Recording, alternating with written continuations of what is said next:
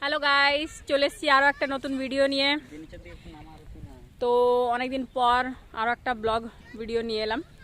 অনেকদিন তোমাদের সাথে ভিডিও করিনি। তো আমি এসেছি এই যে মাঠের মাঝখানে আছি, চারিদিকে দেখতেই পাচ্ছ গরুগুলো সব বাঁধা আছে ঘরের। তো আমি এখানে এসেছি মাটি কাটতে। তো তোমরা সঙ্গে থাকো আর দেখতে থাকো, ব্লগটা পুরোটা দেখবে, স্কিপ করবে না। দেখো আমি কি কারণে মাটি কাটছি, কি করব না করব, মাটি দিয়ে সব কিছু তোমাদেরকে দেখাবো। তো দেখতে থাকো। দেখো বন্ধুরা, মাটি কাটছি।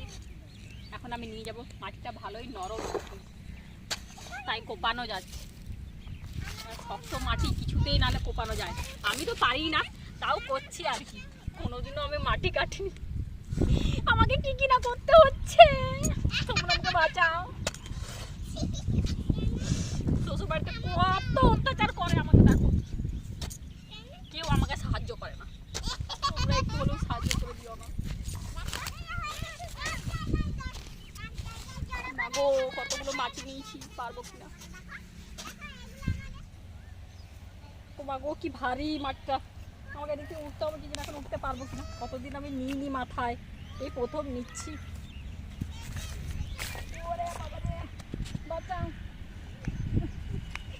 পারবো না। আমি কোন দিক দিয়ে যাবো? না না না, খালি পায়ে যাই।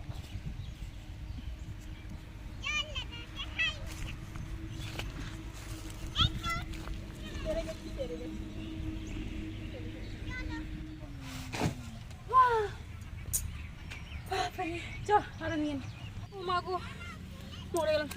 ঘাটটা আমার সোজাই হচ্ছে না, কি ব্যথা হচ্ছে। কি যে রাত্রেবেলা আমি এরকম করে উঠতেও পারবো কিনা।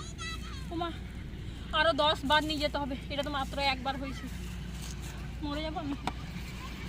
আজকে মানে বিছনা থেকে উঠতে পারবো না, কালকে আমাকে কেউ দেখতে পাবে না। বাপরে,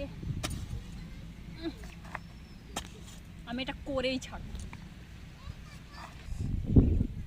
তো বন্ধুরা, তোমরা সঙ্গে থাকো, আমি এটা দিয়ে আবার আসছি, তোমাদের সাথে দেখা হবে।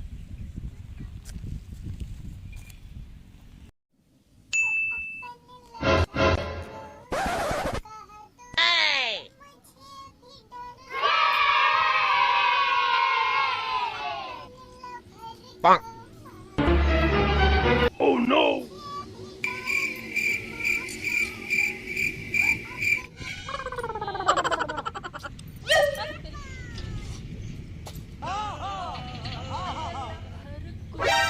Nani?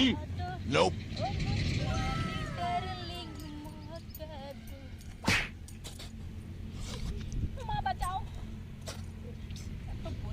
কাজ করতে হয় না।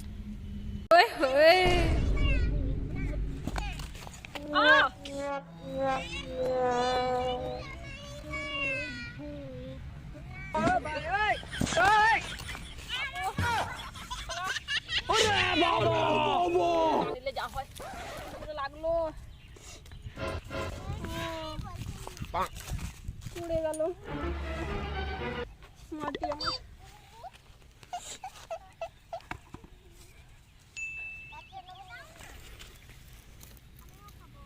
তো যেটা পড়লাম, ভাগ্যিস লাগেনি আমার, ছুলা গেছে।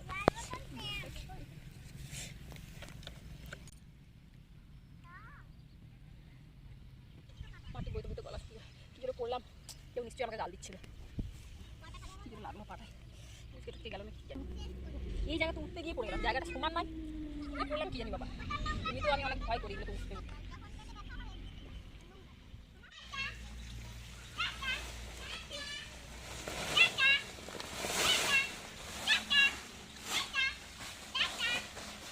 কিন্তু বস্তায় করে আনতে হচ্ছে, ওইটাতে অল্প অল্প আঁকা যাচ্ছে না, এখন আমি বস্তাটা করে নিয়ে আসি।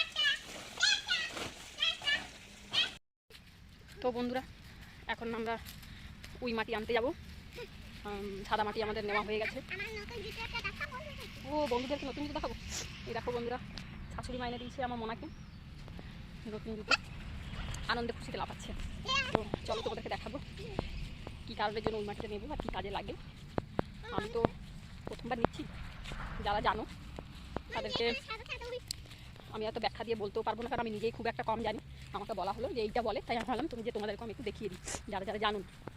আমি তো নিজেই জানি না, তোমাদেরকে আর কি বলবো। তো যাই হোক, চলো তোমাদেরকে আমি দেখাচ্ছি। এই মাটিটা নিয়ে যাবো, এটা নাকি খুব নরম হয় আর যে কোনো কাজেই আর কি খুব উপকারী, তোমাদের দেখাই দাও। এইটাকে ওই মাটি বলে, এই মাটিটা নিব, এটা হচ্ছে উনুন বানানোর জন্য কাজে লাগবে, তাই আমরা এটাকে এখন নিয়ে যাব। মনা বলছে মা এতে সাপ থাকে। আগে আমরা জানতাম ছোটোবেলায়, যেরকম পাহাড়ের মতো সে দেখাতো না যে মণি, তারপরে সাপ এর মধ্যে ঢুকে থাকে।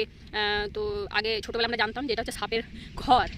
দিয়ে বড় হয়ে এখন বুঝতে পারছি যে এটা কী বলে আর কী থাকে। এখনও থাকে, খুব একটা নয় যে থাকে না, নয় এক দুটো থাকে, কিন্তু এখানে পাওয়া যাবে না, হয়তো বসবাস নাও করতে পারে। সাপ থাকে ভেতরে, তার জন্য ওই যে ছোট ছোট গর্ত, ওই যে দেখতে পাচ্ছেন অনেকটা গর্ত আছে ভেতরে। আমি ভেতরে দেখাতে পাচ্ছি না বন্ধুরা, তোমরা একটু ভেতরে গিয়ে দেখবেন। এই যে যা পাচ্ছো তাই বলো। ফাইনালি আমাদের সব মাটি আনা কমপ্লিট হয়ে গেল। ব্যাস মাটি এবার এগুলো একটা সব সমান করে এটা সাপে জল দিয়ে ভিজিয়ে রাখবো মাটিগুলো।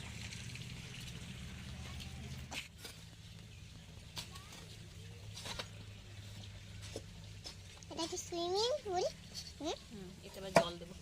চান করবো তবে। হ্যাঁ, চান কেন?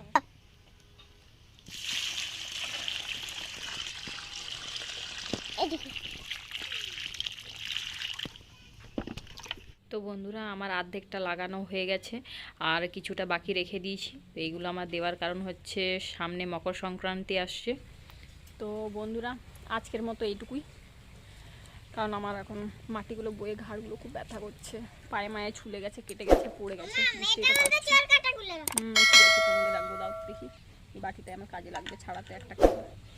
তো দেখা হবে তোমাদের সাথে নেক্সট ভিডিওতে, সঙ্গে থাকো। Tata, bye bye.